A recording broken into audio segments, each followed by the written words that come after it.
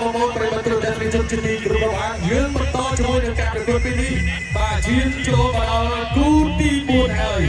បាទគូទី4នេះបងប្អូនបានជ្រាបច្បាស់នៅប្រវត្តិរូបសំខាន់របស់កីឡាករទាំងពីរបងប្អូនក្រហមកូនសិលគ្រូពេជ្រសុផានថ្ងៃនេះបាក់កូនសិលគ្រូធុនសុភា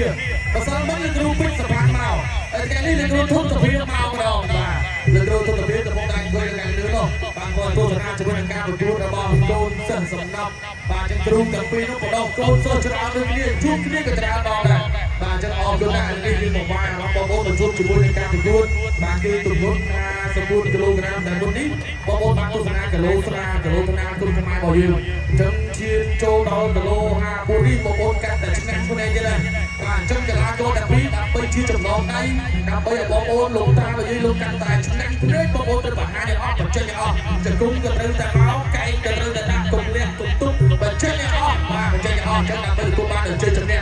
រៀងៗខ្លួនត្រឡប់ទៅវិញឲ្យជម្រាបជូនថាយើងចាប់គូនេះទៅគូ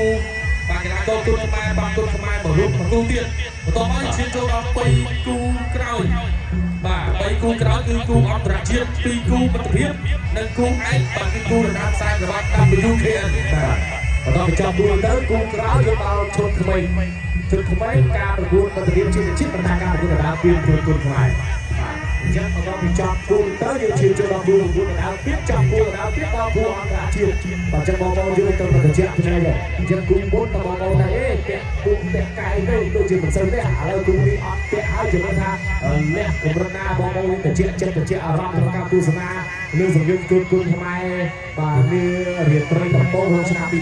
នេះតាមមិនបងមានរបស់បងប្អូនយើងជួយចូលរួមទស្សនាច្រើនមែនទែនអរគុណបាទសម្រាប់ការគ្រប់គ្រងអរគុណសម្រាប់ការអញ្ជើញមកផ្ដល់ទឹកចិត្តអរគុណសម្រាប់សម្លេងហូមគ្រប់គ្រងទៅដល់កីឡាករគុណខ្មែររបស់យើងហើយក៏បានអរគុណទៅដល់បងប្អូនរបស់គណៈកម្មការដែលចំណាយពេលវេលាដ៏មានតម្លៃអញ្ជើញចូលរួមទស្សនា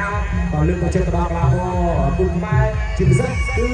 ការប្រាក់ឧបត្ថម្ភបាទពីគណៈកម្មការក៏បានបន្តសម្រាប់កីឡាករគុណខ្មែររបស់យើងដែលទទួលបានជ័យជំនះ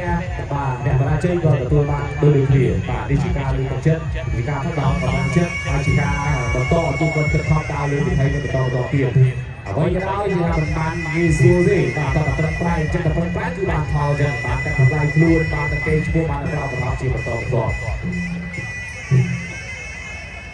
កីឡាករទាំងពីរស្ដាប់បទបញ្ជា